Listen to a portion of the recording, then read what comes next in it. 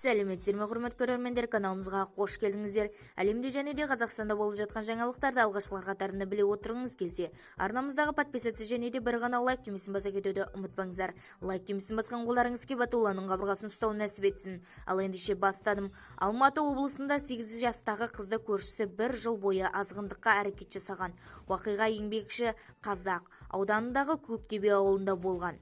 Жеткіншектің әжесі айтуынша 44 жастағы көршісі немересіне өткен жылдың жазынан бері 4 рет жыныстық сипатта әрекет жасаған. Немерем жылап келді, артынан көршім жанталасып жүгіріп келді. Мен есікті жауып алдым. Бір сұмдықтың болғанын сездім, дейді жеткіншектің әжесі. Қыздан мән-жайды сұраған әжесінің төбесіне жай түскендей болған. Үйіне ойнауға барғанда бұрыш-бұрышқа, қуыс-қуысқа кіргізіп алып, шалбарын тізесіне дейін шешіп қызыма тиіскен. Бұл істі текке қалдырмаймын, дейді баланың әжесі. Екі көрші 15 жылдай қатар тұрады, бір-бірімен туыстан артық сыйласқан. Олардың мәселесін бейбіт жолмен шешпек болып, басқа көршілер күдіктінің үйіне барған. Әрі қарай уақиғаның қалай өрбігенін ауылға барып мән-жайды біліп қайтқан Спутник Қазақстан тілшісінің материалынан оқыңыз. Бізді тамашалауды жалғастырыңыздар және де бір ғана лайк түймесін басып, сау саламатта болыңыздар.